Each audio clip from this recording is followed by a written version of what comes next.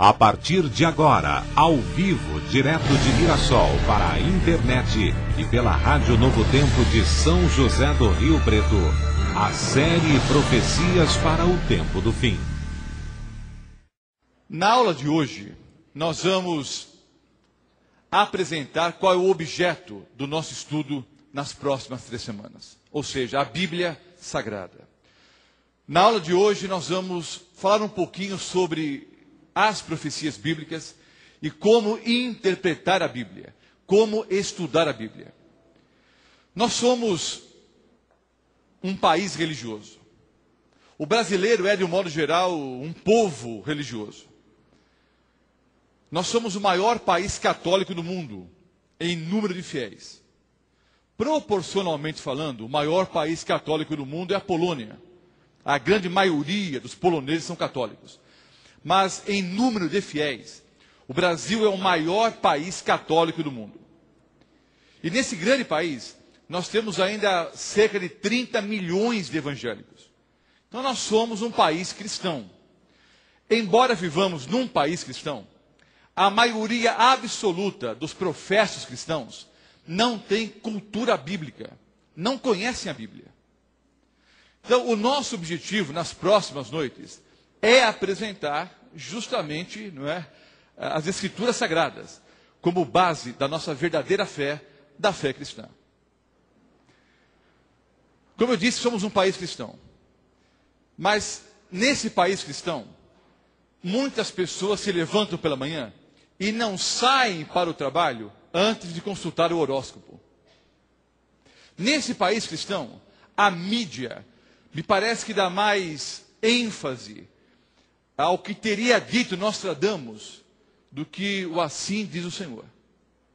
Então vejamos qual é o objeto do nosso estudo aqui nas próximas noites. Certo homem, lá nos Estados Unidos, ele procurando pôr à prova os astrólogos, não confundam astrologia com astronomia. A astronomia é uma ciência séria que estuda os astros. Não confunda com astrologia, que pretende ser uma ciência, mas que de científico não tem absolutamente nada. Então, um americano, lá em Nova York, tentando colocar à prova os tais astrólogos, consultou vários deles, lá na cidade de Nova York. O primeiro astrólogo fez lá o seu mapa astral e predisse que no próximo ano ele cairia num rio e morreria afogado. Então, o primeiro astrólogo que esse homem consultou, fez ali o seu mapa astral e disse, olha, no próximo ano você vai cair num rio e vai morrer afogado.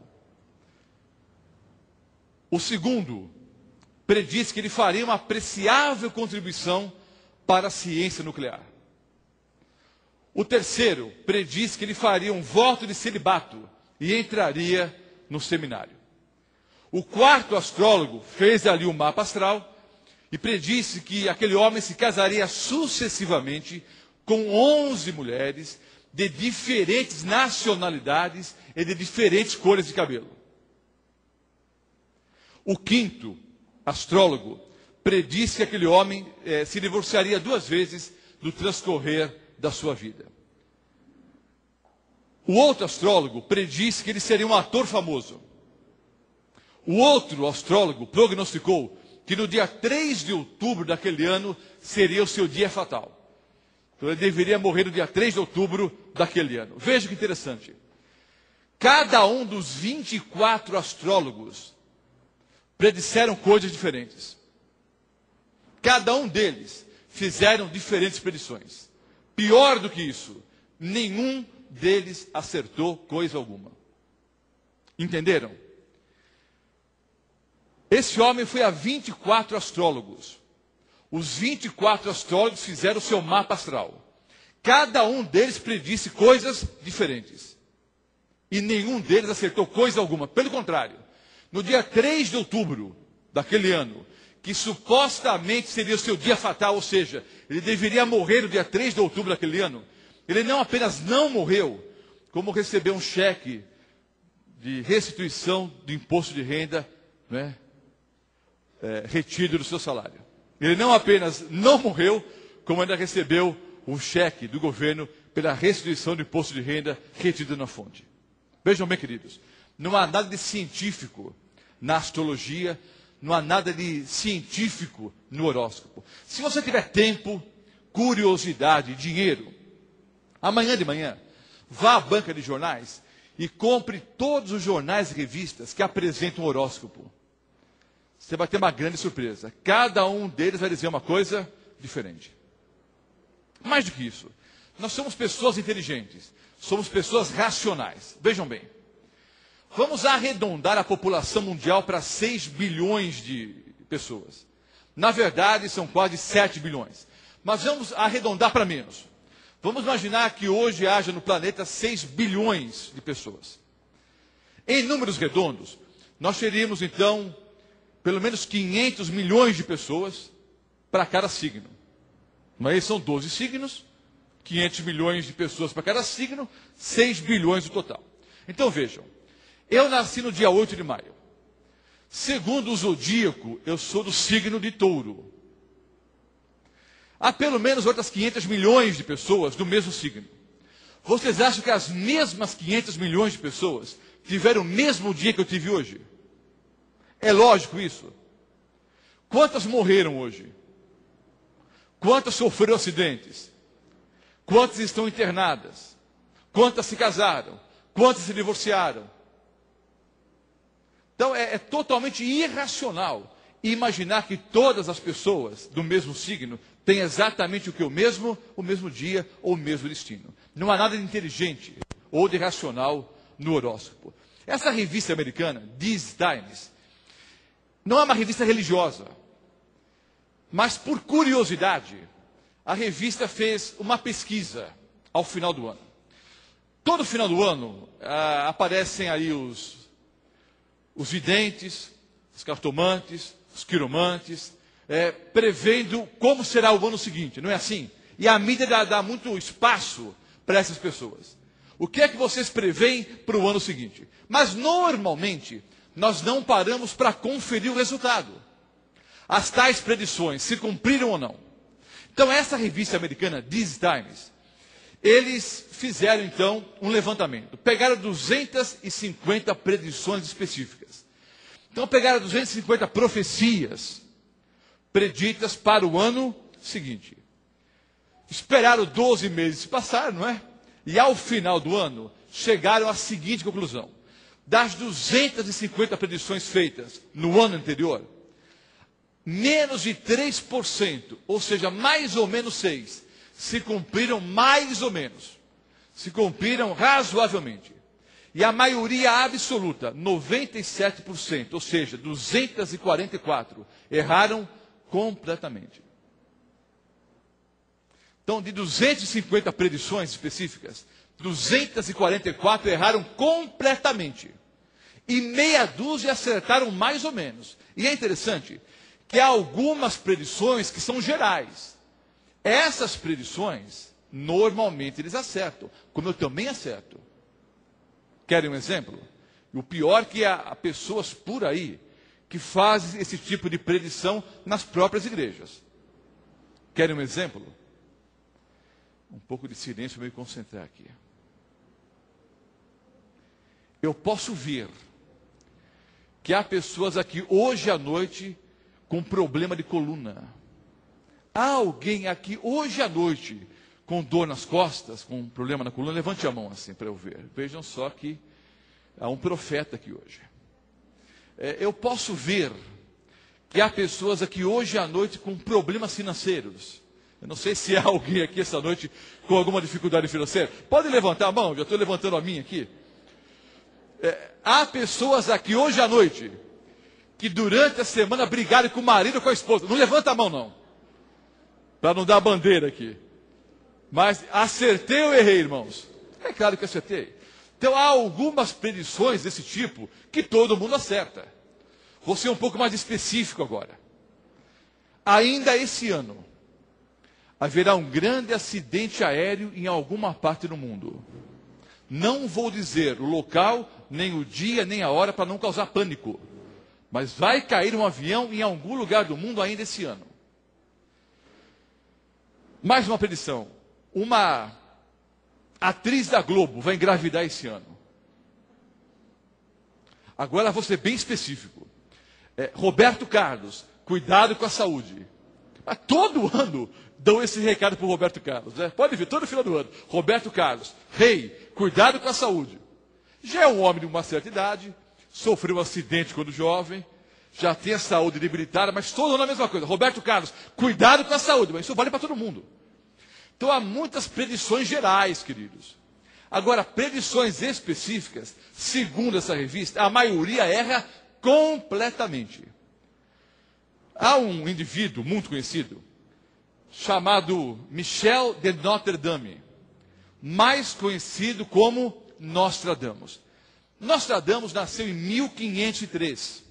Era um judeu francês, que foi conselheiro de 3 reis, por influência de Catarina de Médici, que era a esposa de um rei e mãe dos outros 2, por influência de Catarina de Médici, a rainha, Nostradamus foi o conselheiro de pelo menos 3 reis.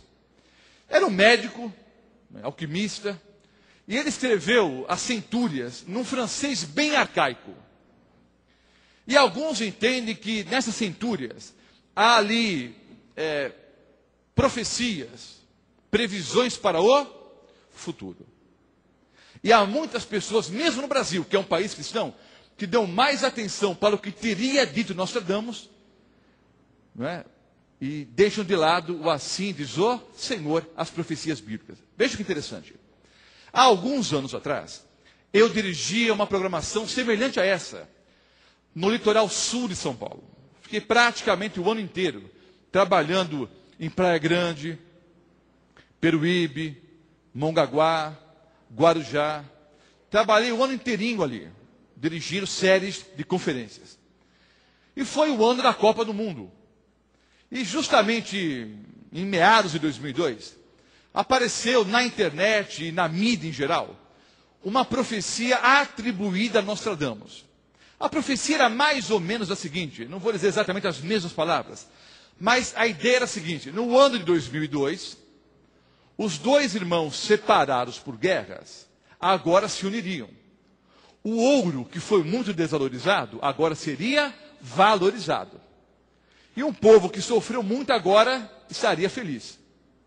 E esse mesmo povo do rei negro, que outrora foi humilhado, agora seria exaltado. Ora, qual era a interpretação dada, pelo menos no Brasil, em relação à profecia de Nostradamus? A interpretação era o seguinte: bom, os 2 irmãos que brigaram, que se separaram através de várias guerras, eram os coreanos e os japoneses, que agora estariam unidos por ocasião da Copa do Mundo em 2002. O ouro desvalorizado agora seria o quê? Valorizado. O ouro, então, simbolizaria a camisa da seleção brasileira. O povo que foi entristecido agora seria exaltado.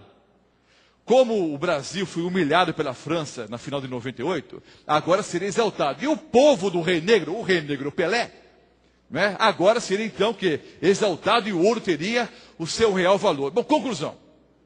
Nostradamus predisse que o Brasil seria campeão do mundo em 2002.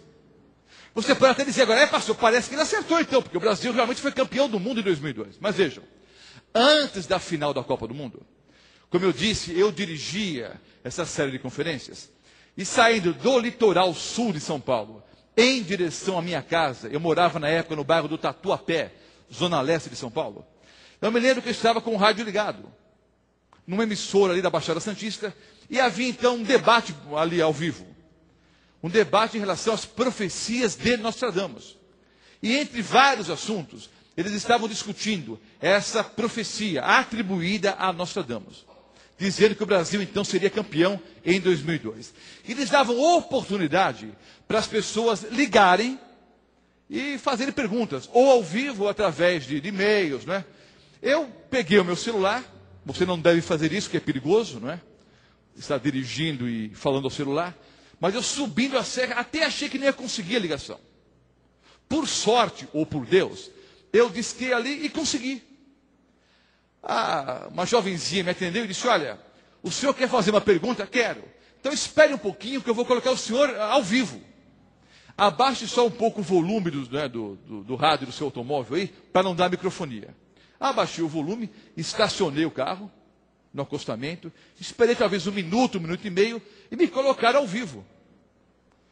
Aí, ali o âncora do programa disse, quem fala? É Roberto Mota. O senhor tem alguma pergunta? Tenho. Qual é a pergunta? Eu disse, olha, eu estou ouvindo o programa, estou curioso, não é? Acho até interessante essa questão das profecias de Nostradamus. Mas eu tenho uma questão para as pessoas que estão aí ao vivo no programa, que estão defendendo Nostradamus como profeta. Eu pergunto, como é que Nostradamus poderia ter predito que o Brasil seria campeão do mundo em 2002, se ele predisse que o mundo ia acabar em 2000? Não havia uma profecia de Nostradamus que o mundo ia acabar em 2000? Ora, se o mundo ia acabar em 2000, como é que o Brasil poderia ser campeão do mundo em 2002? O fato é que o brasileiro e o ser humano, de modo geral, tem memória curta. E nós continuamos discutindo, não é, a respeito de um profeta, que de profeta tem coisa alguma. O mundo não ia acabar em 2002? Estamos em 2009. Mas vejam a ignorância. Estavam discutindo uma pseudo-profecia e uma aplicação totalmente esdrúxula, né? Dizendo que o Brasil seria campeão em 2002. Foi uma tremenda coincidência. Mas não tinha absolutamente nada a ver com a profecia. Porque o mesmo profeta disse que o mundo ia acabar em 2000. Queridos, o objeto do nosso estudo são as profecias bíblicas. Essas profecias se cumprem. Eu vou ler 2 textos bíblicos agora, que apresentam a Bíblia como sendo a palavra de Deus e mostrando como os profetas de Deus foram inspirados e como essas profecias com certeza vão se cumprir. O profeta Isaías escreveu 700 anos antes de Cristo. Isaías, no capítulo 46, os versículos 9 e 10. Vejam o que diz o Senhor Deus. Eu sou Deus, e não há outro semelhante a mim, que desde o princípio anuncio o que há de acontecer, e desde a antiguidade as coisas que ainda não sucederam. Deus diz, eu sou Deus, eu sou o Senhor, e não há outro semelhante a mim. Só eu, diz o Senhor, posso prever o que vai acontecer no futuro. O outro texto, segunda carta do apóstolo Pedro, o capítulo 1, os versículos 20 e 21. Segunda carta do apóstolo Pedro, capítulo 1, os versículos 20 e 21. Sabendo primeiramente isto, que nenhuma profecia da Escritura, ou seja, nenhuma profecia bíblica, provém de particular elucidação. Porque nunca, jamais, qualquer profecia bíblica, não é, irmãos, foi dada por vontade humana. Entretanto, homens santos falaram da parte de Deus, movidos pelo Espírito Santo. Então a Bíblia diz, através do apóstolo Pedro, que as profecias bíblicas foram dadas por Deus através de homens santos, os profetas. E essas profecias então chegaram até nós. Amanhã à noite, nós vamos estudar sobre a doutrina da revelação. Como a Bíblia foi formada e como ela chegou até nós. Vamos estudar um pouquinho sobre revelação, inspiração, iluminação. E vamos mostrar os 66 livros que formam o cânon bíblico. Mas nessa aula inaugural, eu quero que vocês entendam que a profecia bíblica foi dada por vontade divina. A revista These Times pegou 250 profecias de um ano para o outro e viu que 244 erraram completamente. Agora vejam só, queridos. Há na Bíblia várias profecias messiânicas, ou seja, profecias do Antigo Testamento que apontavam para o Messias. Essas profecias já se cumpriram. Há, obviamente, profecias que se referem à volta do nosso Senhor e Salvador, Jesus Cristo, que ainda estão no futuro. Mas as profecias messiânicas cumpriram-se na vida e no ministério do nosso Senhor e Salvador, Jesus Cristo. Eu não tenho tempo para apresentar todas as profecias messiânicas nessa noite. Vou mostrar apenas algumas. Vejam como a Bíblia é fantástica, queridos. Vejam só. O profeta Miqueias, não vou ler os textos agora, Você anote. E quem quiser, no site www.profeciasparotempo-do-fim.com.br, você tem todas as palestras, você pode baixar inteiramente grátis. Além das palestras em PowerPoint, tudo que está sendo apresentado hoje, com mais alguns slides, está disponibilizado inteiramente grátis na internet, no site www.profeciasparotempo-do-fim.com.br. Além disso, todas as palestras que estão sendo gravadas aqui estarão disponibilizadas inteiramente grátis. Você pode rever e rever, né, ver e rever quantas vezes você quiser a palestra de hoje e as outras que serão apresentadas. Então vejam, o profeta Miqueias, que você pode conferir no livro do profeta Miqueias, no capítulo 5, versículo 2, ele predisse séculos antes que o Messias nasceria em Belém.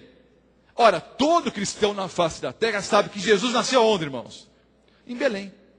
Você pode conferir em Lucas, o capítulo 2, os versículos 4 a 7. Séculos antes do Messias nascer, o profeta Miqueias, instruído por Deus, predisse que o Messias nasceria em Belém. O profeta Zacarias, você pode conferir, em Zacarias 11, versículo 12, predisse séculos antes que o Messias seria traído por 30 moedas de prata. Pergunto, por quantas moedas de prata Judas vendeu o Messias? 30. Não foram 29. Não foram 31. Foram exatamente 30 moedas de prata. Você pode conferir em Mateus 26, os versículos 14 e 15. Então vejam, queridos, as profecias bíblicas se cumprem nos mínimos detalhes. Uma outra profecia. O Salmo 22, 16 predisse séculos antes que o Messias seria crucificado. Como foi que o Senhor Jesus morreu, queridos? Morreu crucificado. Todo mundo sabe, mas pode conferir em Lucas 23, 33. Uma outra profecia messiânica. Salmo 22, 18. A profecia diz que lançariam sortes para ver quem ficaria com as suas vestes. Isso ocorreu literalmente ou não? Sim ou não? É claro que sim. Você pode conferir em Lucas 23, o versículo 34. O Salmo 16, o versículo 10, predisse séculos antes que o Messias ressuscitaria. Ocorreu isso de fato ou não? Sim. Ao terceiro dia o Messias ressuscitou. Mateus 28, versículo 6. Vejam, queridos. Vai cair um avião o ano que vem. Compare com a profecia bíblica. O Messias vai nascer em Belém. Vai ser crucificado. Ao terceiro dia vai ressuscitar. Vai ser traído ou vendido por 30 moedas de prata. O Messias vai nascer de uma mulher virgem. Cumpriu-se ou não? Veja que são profecias extraordinárias, queridos. E todas as 330 profecias messiânicas se cumpriram nos mínimos detalhes. Repito, todas as 330 predições messiânicas, escritas, obviamente, no Antigo Testamento, todas elas se cumpriram nos mínimos detalhes. O profeta Isaías, por exemplo, 7 séculos antes do Messias nascer, praticamente escreveu toda a vida do Messias. Alguns até chamam o livro do profeta Isaías de o Evangelho segundo Isaías. 700 anos antes, queridos. Então vejam, isso me dá a certeza absoluta de que há um poder extraordinário por trás da palavra de Deus. É o poder do próprio Deus. As profecias bíblicas se cumprem nos mínimos detalhes.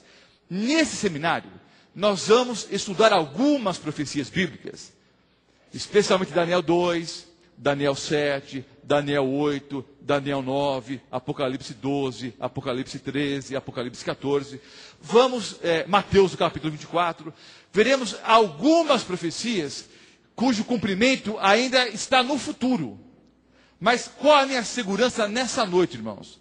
Se essas profecias em relação ao Messias se cumpriram, eu posso entender que todas as outras profecias também vão se cumprir. Então a Bíblia tem autoridade divina, para prever o futuro. E nós veremos nas profecias bíblicas o que vai acontecer com esse planeta no futuro muito próximo. Há muitas pessoas que leem a Bíblia e não compreendem o assim diz o Senhor. Há algumas regrinhas para interpretarmos a Bíblia.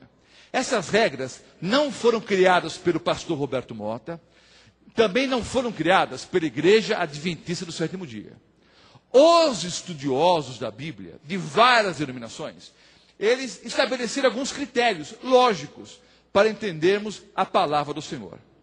São algumas regras de interpretação que servem para o estudo da Bíblia de um modo geral e, consequentemente, para o estudo das profecias. São 5 regrinhas básicas para interpretarmos a Bíblia e as profecias bíblicas. Qual é a primeira regra?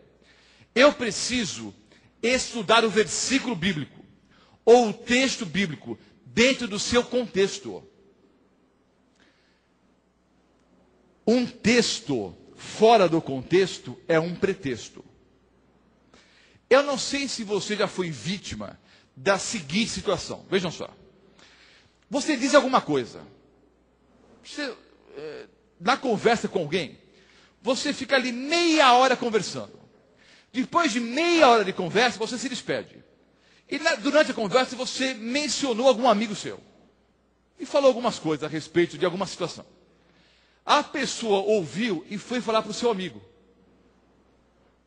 E disse, olha, fulano de tal falou isso, isso, isso. Aí a pessoa te liga bravo. Ô, meu irmão, você falou isso a meu respeito? Eu falei sim. Só que foi no seguinte contexto. Antes eu falei isso, isso e isso. E depois eu disse isso, isso e isso. Não sei se já aconteceu com você.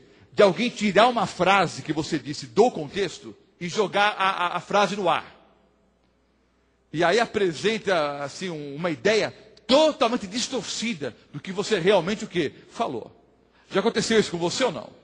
Muitos cometem o mesmo erro em relação à palavra de Deus. Pegam uma frase bíblica, tiram do contexto e aplicam de maneira completamente errada.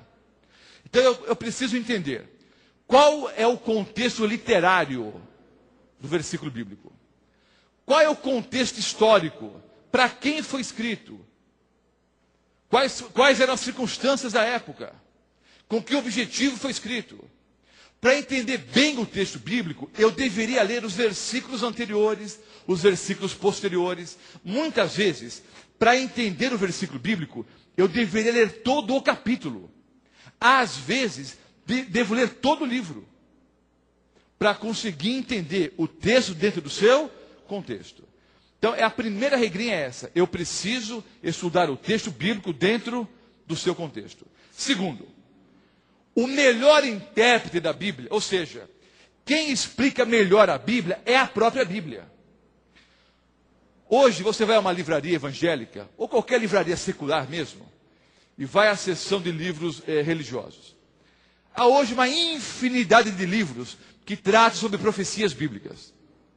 Há muitos autores, muitos escritores, que escreveram a respeito das profecias, especialmente profecias do Apocalipse. Só que cada autor usou o seu próprio critério para interpretar as profecias bíblicas. Quando, na verdade, queridos, o melhor intérprete da Bíblia é a própria Bíblia. A Bíblia se auto-explica. Os símbolos bíblicos, por exemplo, eles são interpretados pela própria Bíblia. Então você não precisa do pastor Mota, do pastor de uma outra igreja, do padre ou do bispo para que te expliquem a Bíblia. A Bíblia se auto-explica. O melhor intérprete da Bíblia é a Bíblia. É por isso que eu insisto. Cada um de nós deveríamos gastar tempo estudando assim diz o Senhor. Você ora a Deus e pede a Deus discernimento dado pela pessoa do Espírito Santo. E com esse discernimento, você abre a Bíblia e estuda. E vou dizer uma coisa. Se você gastar tempo estudando a Bíblia, você vai ficar surpreso. Porque você vai descobrir que muitas coisas ensinadas no mundo cristão não tem nada a ver com a Bíblia. Há muitas coisas ensinadas por aí, dentro das igrejas cristãs, que não tem base nenhuma na Bíblia Sagrada. Agora, se a Bíblia é a única regra de fé e prática do cristão, então eu preciso gastar tempo estudando a Bíblia. A Bíblia é o seu melhor intérprete. A Bíblia se auto-interpreta. Terceiro ponto. Ao ler a Bíblia, eu preciso entender se a linguagem ali é literal ou é figurada. Linguagem literal é aquela que você lê e entende exatamente como está escrito. A linguagem simbólica, obviamente, tem que ser entendida de forma figurada. Eu coloquei aqui 2 exemplos. Daniel 7, os versículos 2 e 3, e Apocalipse 21, o versículo 1. Em Daniel 7, o versículo 2, e nós vamos estudar aqui Daniel 7, capítulo inteiro, mas só para vocês entenderem essa questão de linguagem simbólica e literal. Eu leio Daniel 7, versículo 2. Falou Daniel e disse: eu estava olhando durante a visão da noite, e eis que os 4 ventos do céu agitavam o mar grande. 4 animais grandes, diferentes uns dos outros, subiam do mar. Apocalipse 21. Vi novo céu e nova terra, pois o primeiro céu e a primeira terra passaram e o mar já não existe. Então vejam, quando você estuda profecias bíblicas, a maioria esmagadora das profecias estão em linguagem simbólica, especialmente as profecias de Daniel e Apocalipse. Então, esses símbolos, eles têm que ser interpretados pela própria Bíblia.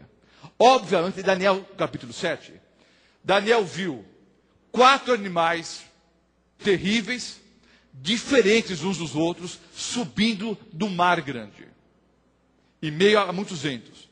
Nós vamos explicar em uma aula Daniel capítulo 7, você não pode perder, é uma aula extraordinária, que aponta para a volta do nosso Senhor e Salvador Jesus Cristo, para a cena do juízo e para o estabelecimento do seu reino que jamais será fim. Mas notem, em profecia bíblica, eu vou pegar apenas um símbolo de Daniel capítulo 7. Em profecia bíblica, quando a linguagem é simbólica, a palavra mar simboliza povos, nações, tribos e línguas. Já em Apocalipse 21, versículo 1, também aparece a palavra mar. E é uma profecia. Só que a linguagem ali é literal. Porque, na verdade, haverá um novo céu e uma nova terra. A linguagem do Apocalipse 21, versículo 1, é uma linguagem o quê? Literal. Então vejam, a maioria esmagadora dos versículos bíblicos você entende de forma literal. As profecias bíblicas, especialmente Daniel e Apocalipse, usam linguagem simbólica. Mas mesmo em Daniel e Apocalipse, há uma grande parte dos versículos bíblicos que são que linguagem literal. Estou dando exemplo. Apocalipse 21, versículo 1. É uma profecia, mas que usa a linguagem literal. Mateus 24, por exemplo, nós vamos estudar aqui, versículo por versículo. Em Mateus 24, a linguagem é literal. É uma linguagem profética, é a grande profecia do nosso Senhor e Salvador, Jesus Cristo, mas a linguagem é literal. Quarto ponto, a profecia bíblica, ela pode ser condicional ou incondicional. Eu coloquei 2 exemplos aqui.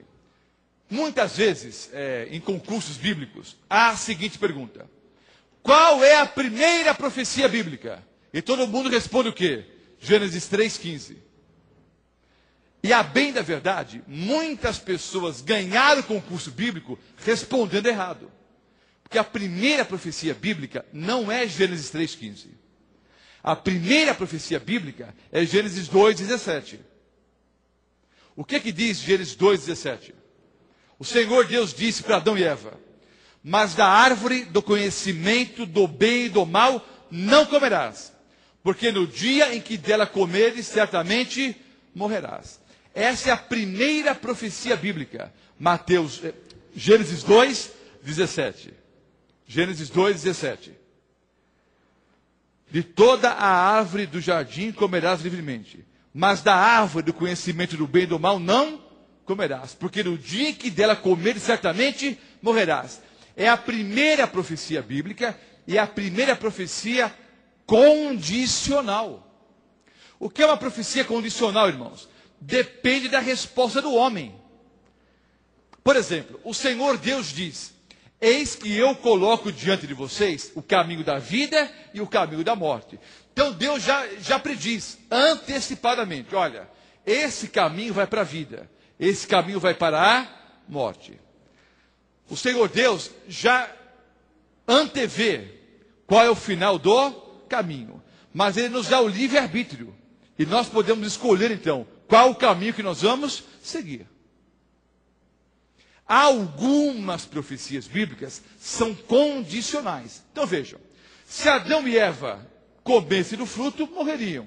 Se não comessem, viveriam para todo o sempre. É uma profecia condicional. Se não comer, vive. Se comer, morre. Depende o que da resposta humana. A primeira profecia bíblica incondicional é então Gênesis 3, o versículo 15. É a primeira profecia messiânica. É a segunda profecia bíblica, é a primeira profecia messiânica e a primeira profecia incondicional. Quando o Senhor Deus, já no jardim do Éden, promete um Salvador, promete um Messias.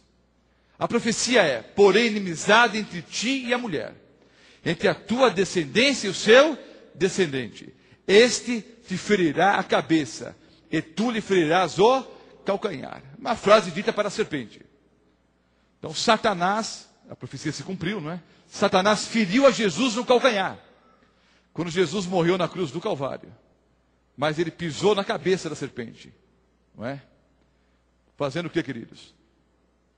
Encarnando, morrendo na cruz, mas ao terceiro dia ressuscitando. Então algumas profecias são condicionais, mas a maioria delas são profecias incondicionais. Por exemplo, 2.500 versículos bíblicos dizem que o Senhor Jesus voltará a esse planeta. Nós somos adventistas, e adventista significa aquele que aguarda a volta de Cristo, o advento de Cristo.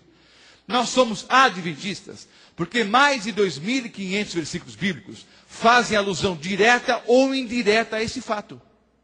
Então, quer você queira, quer você não queira, quer o pastor Morten seja preparado ou não, um dia Jesus vai voltar a esse planeta. São profecias incondicionais. Quinta e última regra de interpretação: algumas profecias bíblicas têm dupla aplicação. E o exemplo clássico é Mateus 24, que eu disse que nós vamos estudar em uma aula aqui praticamente todos os versículos. Em Mateus 24 há uma profecia. Só que essa profecia tem uma dupla aplicação. A primeira aplicação é para a destruição de Jerusalém, que se deu no ano 70. A segunda aplicação, mais ampla e mais importante, se refere à volta do nosso Senhor e Salvador Jesus Cristo a esse planeta. Então, algumas profecias têm dupla aplicação. Uma aplicação para os dias em que ela foi escrita e uma aplicação mais ampla para um futuro mais longínquo. Uma aplicação para o futuro próximo e uma aplicação para o futuro mais longínquo. O exemplo clássico é Mateus, do capítulo 24. Então, vejam, queridos, a nossa proposta aqui é estudarmos a cada noite o Assim diz o Senhor. Hoje é apenas a aula introdutória. Nós veremos dentro da Bíblia o que acontece com a pessoa quando ela morre. Se foi muito querida, muito boazinha, vai direto para o céu. Se foi um terrível pecador que não se arrependeu, vai direto para o fogo. E se foi mais ou menos, vai para um lugar chamado purgatório. Quais são as profecias que apontam para a volta do nosso Senhor e Salvador Jesus Cristo a esse planeta?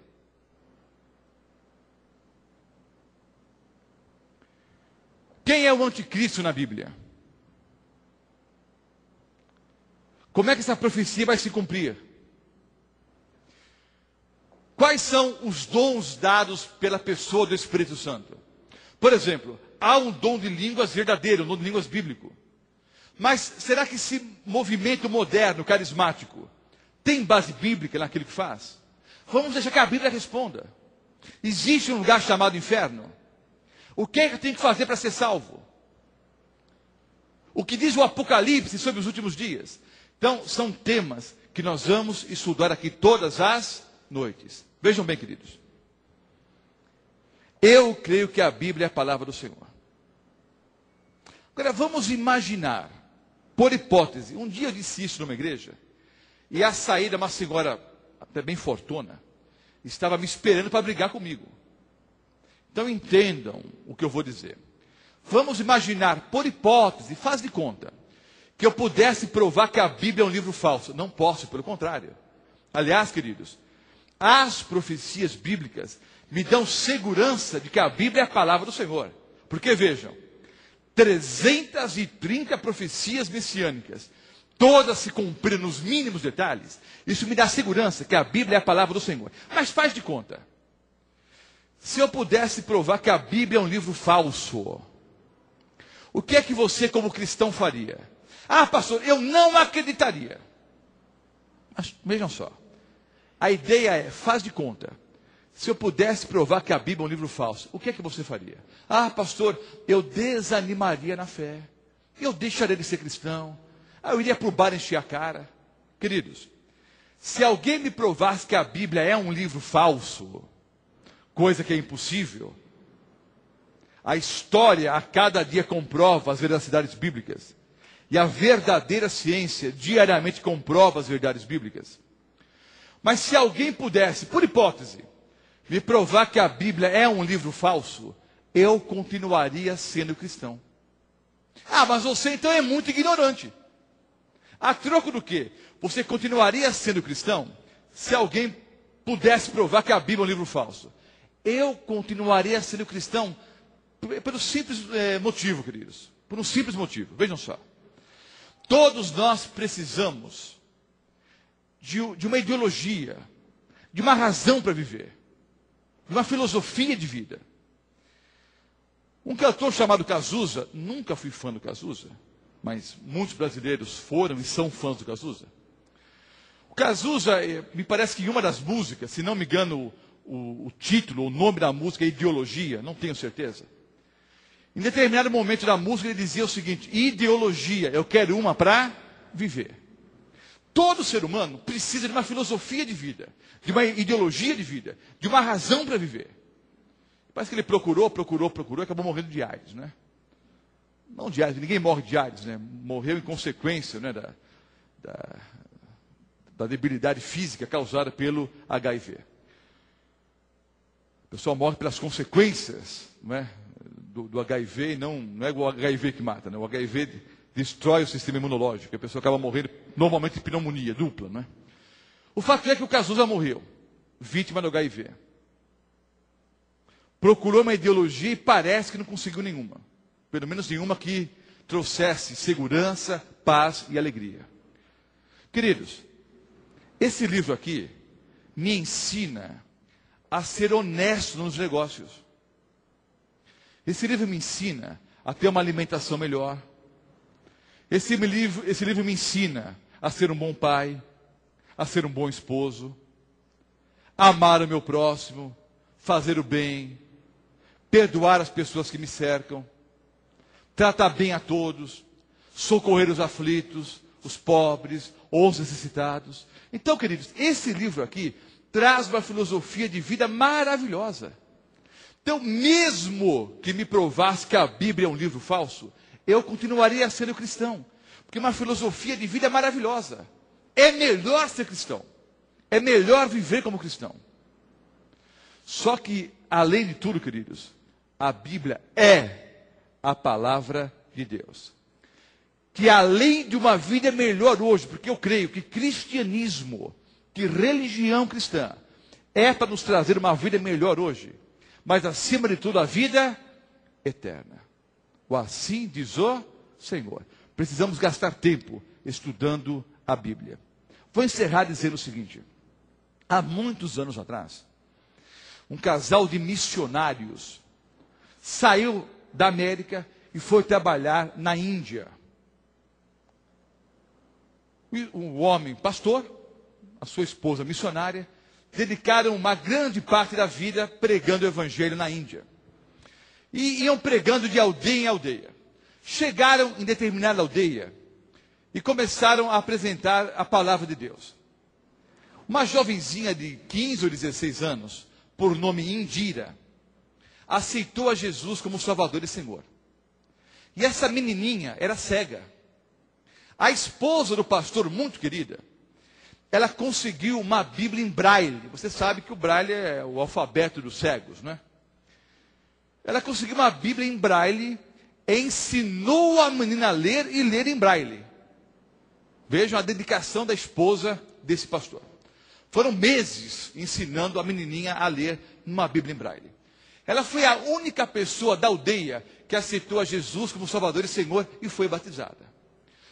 O casal de missionários, então, saiu daquela aldeia e foi pregar em várias outras aldeias. Ficou só aquela menina como cristã ali. Os homens trabalhavam no campo, as mulheres trabalhavam na própria aldeia com artesanato. E a Indira trabalhava com artesanato. Só que todas as noites, eles se assentavam ao redor da fogueira. E como, obviamente, não tinha televisão, não tinha internet, a diversão das pessoas da aldeia era ouvir a Indira ler o quê? As histórias bíblicas. Ela pegava aquela Bíblia grande, em braille, passava ali os dedos, né? E você sabe que os cegos têm um tato muito sensível. Ela passava os dedos ali e ia então, né, falando o que estava escrito na Bíblia. Só que, como eu disse, a Indira trabalhava com artesanato. Ali com bambu, com junco. E esse trabalho diário, com o tempo, foi fazendo que a ponta dos seus dedos fosse perdendo a sensibilidade. A pele foi ficando mais espessa, mais grossa. Aí um dia estava toda a aldeia reunida, a Indira abriu a Bíblia, passou a mão ali e não sentiu nada. Havia perdido a sensibilidade na ponta dos dedos. Então ela pegou uma pedra e lixou a ponta dos dedos, para tirar aquela pele um pouco mais grossa. Passou ali, né, os dedos e sentiu então, ali as letras em braille. E então leu o que estava escrito. Então, o que ela fazia? Todas as noites, antes de ler a Bíblia, pegava uma pedra e lixava ali a ponta dos dedos. Mas você sabe que a pele que nasce depois sempre vem o que? Mais resistente, mais grossa. Então aquela prática constante de lixar a ponta dos dedos, lixar, a pele foi criando uma certa resistência. Um dia, a aldeia reunida, a Indira pegou ali a Bíblia, passou os dedos, não sentiu nada. Pegou a pedra, lixou um pouquinho, passou, não sentiu nada. Lixou de novo, não sentiu nada. Lixou de novo e cortou a ponta dos dedos. Os dedos ficaram ensanguentados. E toda a aldeia ali, sem saber o que falar, sem saber o que fazer. A Indira começou a chorar. Pegou a Bíblia, colocou a Bíblia assim no peito, chorando. Senhor Deus, eu amo tanto a tua palavra. Abriu a Bíblia. Senhor, eu amo tanto a tua palavra, e agora eu não posso ler mais. Perdi a sensibilidade na ponta dos dedos. Não posso mais ler. Eu amo tanto a tua palavra, disse isso e beijou a Bíblia. Ao beijar a Bíblia, ela sentiu o que nos lábios? As letras. Os lábios são uma das partes mais sensíveis do corpo, não é? Ela passou ali os lábios e sentiu as letras. Vejam o que ela começou a fazer. Uma jovem de 16 anos. Ela passava os lábios sobre a Bíblia e dizia o que estava escrito. Passava os lábios ali e dizia o que estava escrito. Quando o casal de missionários correu por várias aldeias e muitos meses depois voltou àquela aldeia, toda a aldeia havia abraçado a Jesus como Salvador e Senhor. Todas as pessoas da aldeia foram batizadas pelo esforço de uma jovenzinha cega que amava a palavra do Senhor. Queridos, nós vivemos num país onde há liberdade religiosa. Nós temos a palavra de Deus. Pastor, eu não tenho. Todo mundo que não tem Bíblia, eu vou dar uma de presente. De graça. Todos que estão aqui essa noite, que não têm Bíblia, durante a semana vão ganhar uma Bíblia inteiramente grátis. Então, é um país sem liberdade religiosa. Você tem acesso fácil à palavra de Deus. Vamos gastar tempo, queridos. Vamos estudar o Assim Diz o Senhor. Ah, pastor, mas a Bíblia é um livro muito longo, muito cansativo. Não, não é. Isso é um folclore, não é? A Bíblia é o livro mais longo já escrito. Não é, não. Se você gastar 15 minutos por dia lendo a Bíblia, durante o ano, você lê a Bíblia inteirinha. Ah, pastor, mas eu tenho a leitura eu sou um pouco duro na leitura. Eu estou um pouco pesada. Eu não tenho muita escolaridade, pastor. Então tudo bem, gaste meia hora. Gaste 1 hora, seja o que for. Mas gaste tempo estudando a Bíblia. Vai ser uma grande descoberta para você. Vai te trazer paz, vai te trazer perdão, vai te trazer conforto, vai te trazer orientação e, mais do que isso, vai te apresentar o caminho que leva rumo à vida eterna. Há alguns costumes interessantes. Há pessoas que deixam aquelas Bíblias grandes abertas, já viram assim, não é? Em cima do piano, ou em cima de uma estante, ou, não é? ou em cima do criado mudo. É até bonito, mas usam a Bíblia como um tipo de amuleto. Entenda uma coisa, queridos. A Bíblia não é um amuleto. A Bíblia aberta ali em cima de um piano, de uma estante, é um costume interessante, até bonito. Eu não sou contra o costume. Mas entendam, não espanta nem mau espírito. Não acontece nada. A Bíblia também, na estante, não tem poder nenhum. A Bíblia na gaveta não tem poder nenhum. Aliás, existe até um hino pentecostal que eu não vou cantar, porque eu não sei cantar. Mas o hino pentecostal bem antigo, mas bem antigo mesmo. Eu não vou cantar, mas o refrão é o seguinte: o crente que guarda a Bíblia na gaveta vai para o inferno bater papo com o capeta. Então, era mais ou menos assim a música, né? Que eu não vou cantar. Então, não há nenhuma autoridade na Bíblia, queridos, se você deixar a Bíblia fechada ou aberta como um amuleto, ou como enfeite. A Bíblia só vai exercer poder sobre a sua vida quando você abrir e ler. E a nossa proposta, no início desse seminário, é que cada um de nós gastemos tempo estudando a palavra do Senhor. O apelo que eu faço para todos aqueles que nos ouvem pela Novo Tempo, todos que nos assistem via internet, e todos que estão aqui nessa noite, na Igreja Adventista do Sétimo Dia de Mirassol, interior de São Paulo, vamos gastar tempo estudando a palavra de Deus. Quantos querem tomar essa decisão? Quero ver as mãos aqui, levante as mãos. Os que querem gastar algum tempo durante o dia estudando a Bíblia. Vamos colocar em pé e nós vamos orar, encerrando a palestra dessa noite. Amanhã à noite, nós vamos ter uma aula extraordinária para entendermos como é que a Bíblia chegou até nós. Você que nos ouve pela Novo Tempo, você que nos assiste, participe também dessa oração. E não perca a próxima aula amanhã às 20 horas em ponto. Oremos. Amado Pai Celestial, nessa noite, nós iniciamos o estudo sobre as profecias bíblicas. Estudamos a respeito de 5 passos para compreendermos as profecias e a Bíblia como um todo. Entendemos também nessa noite que o horóscopo, que as profecias de Nostradamus ou qualquer outro tipo de profecia não tem nenhum valor. As únicas profecias que se cumprem são as profecias bíblicas, porque há um Deus, que é a única pessoa no universo, que pode prever tudo o que vai acontecer no futuro. E esse Deus revelou o futuro para os seus servos, os profetas. Nós queremos gastar tempo, Senhor, estudando a Bíblia. Queremos gastar tempo para entendermos quais são as profecias bíblicas, qual é a vontade do Senhor para a nossa vida.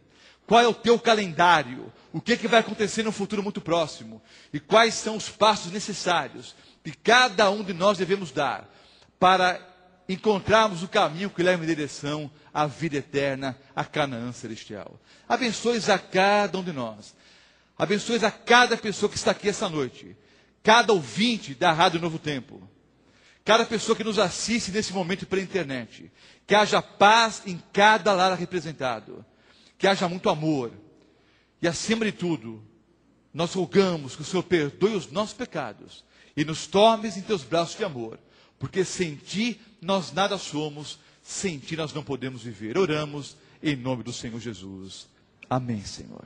Deus abençoe a todos e até amanhã.